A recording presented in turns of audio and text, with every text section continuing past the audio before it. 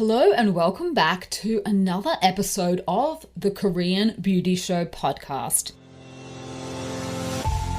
I'm your host, Lauren Lee, your guide to the world of Korean skincare and everything you need to know to perfect your K-beauty routine. I am, of course, coming to you live from Seoul, South Korea, the home of Korean beauty. And on today's episode, I want to jump straight in because April is Rosacea Awareness Month. This has been dedicated by the National Rosacea Society in the States. And basically it is a month where we can, talk about this disease, this disorder, which is estimated to affect actually more than 16 million Americans. So a lot of people.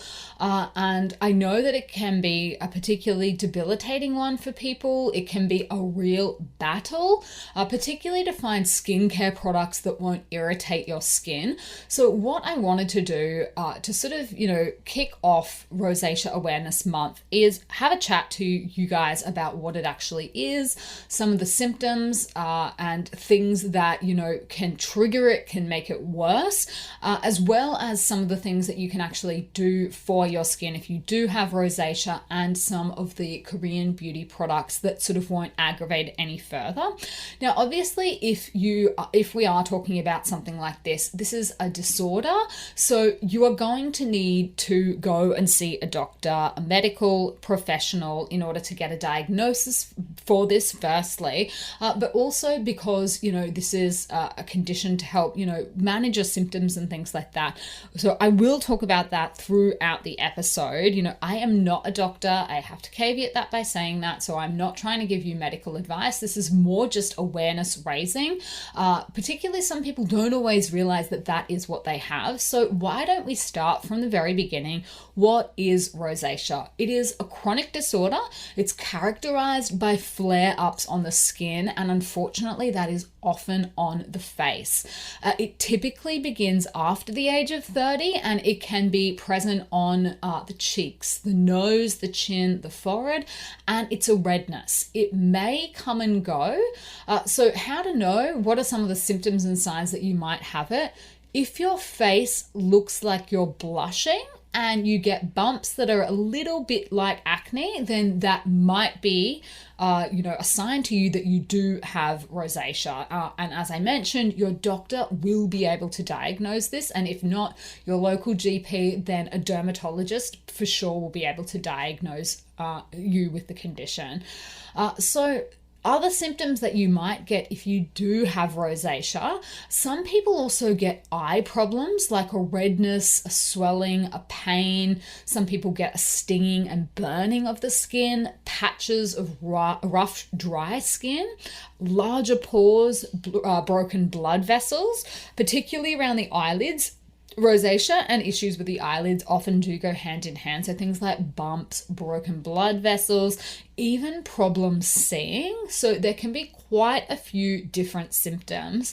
And there are also a few, factors that make your chances of getting rosacea higher than the average, higher than other people. And some of those factors include if you are, like we mentioned, between the ages of 30 and 50. So after 30 is when you can probably start being like, this could be a little bit more on your radar if you're also experiencing some of these other things. If you're a woman, unfortunately, women are more likely to get it. If you have light skin, blonde hair, and blue eyes, so that's another risk factor. If you have a family member with rosacea, unfortunately, it does tend to run in families. I myself, one of my best friends, she's had it and her mum also has it. So that is definitely another risk factor. Unfortunately, if you've had severe acne, this is also another sort of precursor or chance that you might get it. And if you smoke. So they are just some of the factors. And as I mentioned, with rosacea, symptoms can come and go. They might flare up for a couple of weeks, disappear and then come back. And that's why getting treatment is so important, because what happens is if you don't actually take care of the rosacea, the redness and swelling can get worse. And sometimes that can become permanent. So this is going to be one of those conditions that if you have it, know that you will need to have have, a trip to the doctor, a trip to the specialist, and have a chat through things. So why do we get it? What causes it? Unfortunately, again, this is another condition that doctors, scientists are not 100% sure what causes rosacea. Genes may be a factor because it does run in families.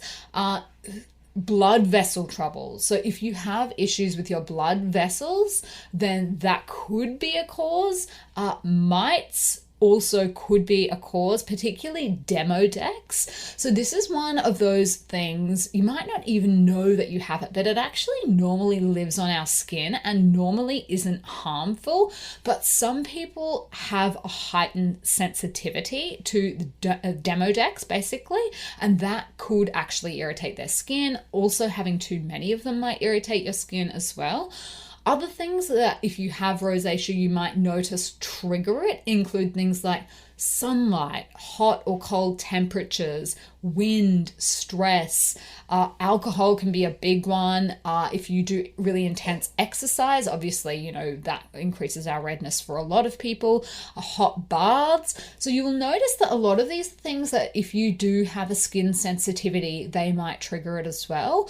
Eating hot or spicy foods as well. And then the other thing to keep in mind, I guess, if you are talking about rosacea, some things that can trigger rosacea include some medicines as well. So if you're on blood pressure drugs, if you're on steroids, then that can sometimes contribute to it as well. Now, in terms of how we deal with it, obviously there is the medical piece, and that is, I guess, a personal thing to be determined between you and your doctor. But then there is also the at-home piece as well, and that's more what I want to run through in a little bit more detail. So when I say the at-home piece, we're talking about skincare products, regular skincare products. We're not trying to treat our rosacea with these skincare products. We're really just trying to manage, the issues that our skin is facing. So we want to try and avoid anything that's going to irritate the skin, that's going to make it more sensitive, and basically just try to calm it down. That's what we're talking about. So we're not talking about medicated products here.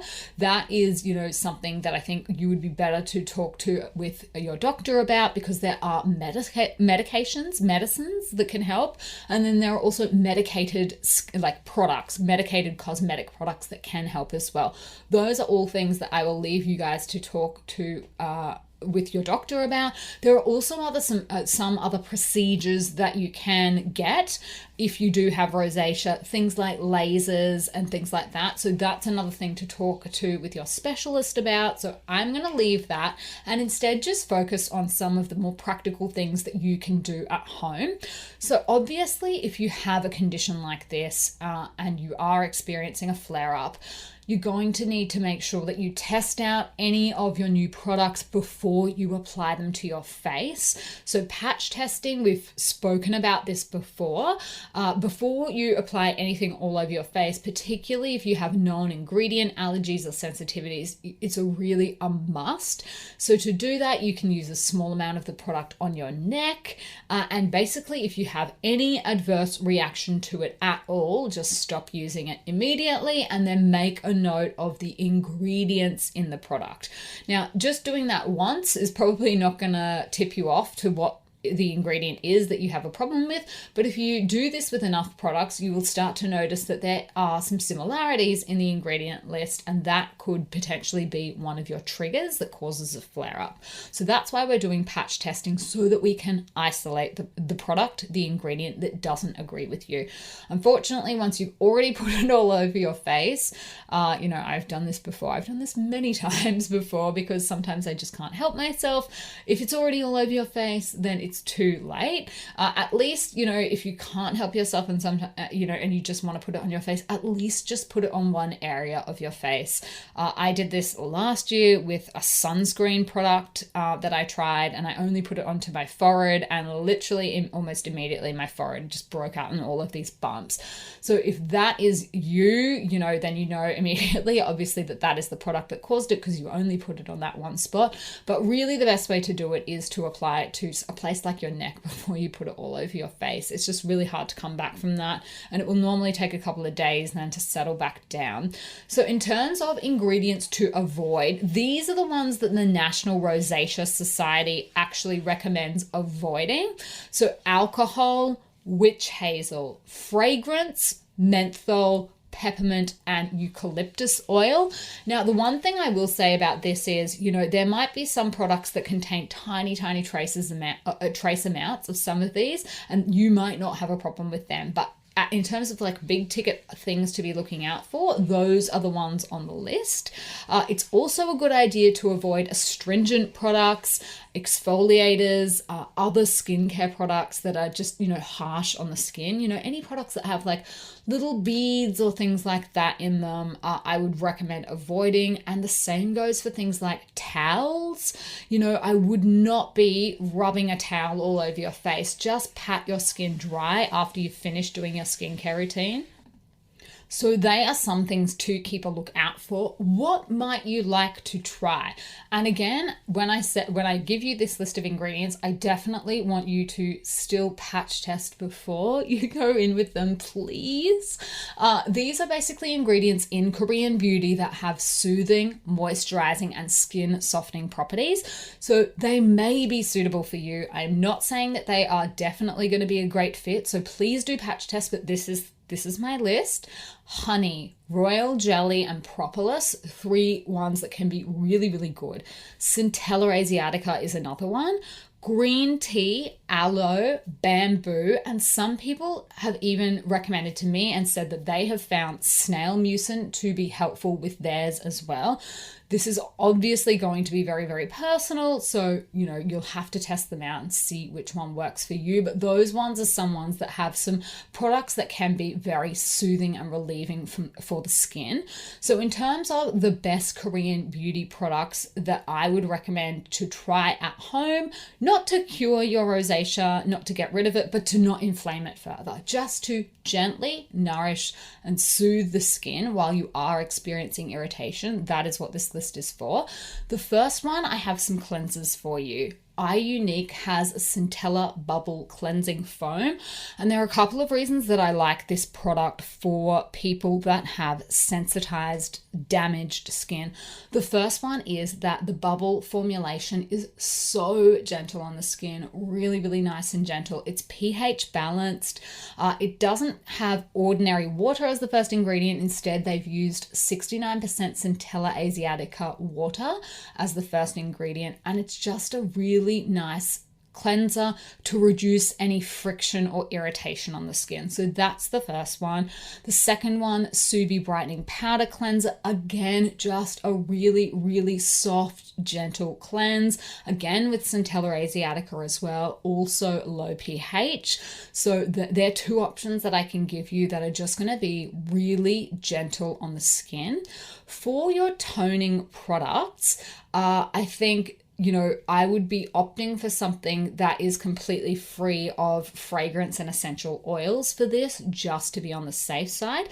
One Thing has a lot of single ingredient toners with really, really pared down ingredients list that I think can be good for people that have a lot of sensitivities and just damage in general. So some of the One Thing products you might like to try are their Centella asiatica one. They also have a mugwort extract as well. 2 really nice products to try. Purito's unscented line might also be a good fit. They have their Centella unscented toner, and that one is of course completely free from the fragrances and essential oils which are in the rest of their green level line. So that could be another good option for you depending on what kind of product you like to use. When it comes to your essence, again, I would be opting for something that is just aiming to minimize redness and irritation. And Dr. Surical's Tea Tree Essence is a very, very lovely and gentle product. It's got 90% of natural tea tree extract. And of course, tea tree extract is not the same as tea tree oil. This is like a leaf extract. It doesn't have that tea tree scent or anything like that. It's a very, very gentle ingredient. So that is one essence recommendation I have for you. For your serum serum, again, the Purito line might be a good option. This unscented centella serum can be a really good option for people with really, really sensitive and reactive skin. And again, if you are sensitive to fragrance and alcohols, which you may be when you're experiencing a flare-up, then this is a good option as well. Moisturizers, there are a lot of nice products on the market for skin that is, not in its best condition. A couple that I have for you. The first one is Iliune's Ultra Repair Cream, a very nice product. It's good for people that have itchy skin, that have red, sensitive, weak skin. It's got panthenol, 5%, a great ingredient, one that I personally love.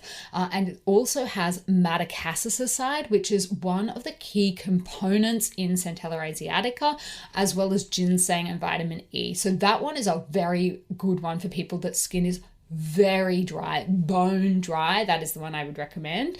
If your skin is not bone dry, but you are suffering a bit from damage, a sensitive skin barrier, then Etude House's Sunjong Barrier Cream is a nice one, and that again also has Centella asiatica in it. You'll notice a bit of a theme with the ingredients in these ones. The other one that I can recommend is Iliune's Ceramide Atto Concentrate Cream. This is just a really basic moisturizer, but a nice one for keeping the skin, hydrated, I would say. I don't think it's the best option for people that have really dry skin, but this is just a good option, a good basic moisturizer for people that are suffering from sensitivities and allergies as well. In terms of your masks, Benton actually has some really nice options. If you are after a sheet mask that you can use, that might be a good fit and might it's probably less likely to irritate your skin, then two of their masks I can recommend are the Centella Redness Mask and also their Aloe Mask. They're both just nice and soothing, hydrating, nourishing, cooling, all of those kinds of things. Obviously, one contains Centella asiatica, the other has aloe in it. So those are ones that you can look out for if you would still maybe like to have the benefits of a sheet mask in your routine. Now, some other tips that I can give you, to just general tips. The first one is sunscreen. Obviously, if you are experiencing redness and the skin, is not in its best condition, you need to make sure that it is not going to be further aggravated by getting sunburnt. So please make sure that you still wear your sunscreen. If you need recommendations for a product that is going to be the right fit from your dermatologist or your doctor, have a chat to them. If they have a particular go-to one that they love using with their patients, I would have a chat to them about it. And then obviously we've already talked about the importance of using just gentle at-home skincare products, and then moisturize.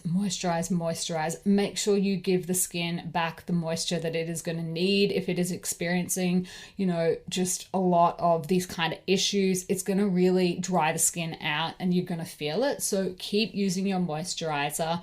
And make sure that you cover up your face when you're going out as well, with a hat, with sunglasses. Do all of those things to make sure that you don't aggravate it even further. And then the other thing that you might want to have a look into, and this is not necessarily my area of specialty, however, diet. Some people that suffer from rosacea do mention that they have really good outcomes following like a particular anti-inflammatory diet. That would be something to talk to your professional about, your healthcare professional, if they have some things like that they would recommend to you.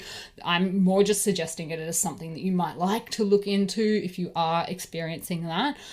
So look, I know in general, particularly for something like this that is affecting women, it is affecting you on your face, that it can really start to affect your self-esteem. And if that is you, I guess the first thing is just know that you are not alone. This is such a common problem.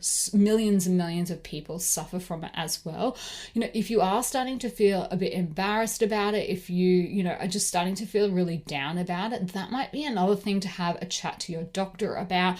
Maybe you can join a Facebook group or a support group. There are a lot out there for other people that are suffering from rosacea, but I know from firsthand experience that your emotions and your skin problems can often be really, really closely linked.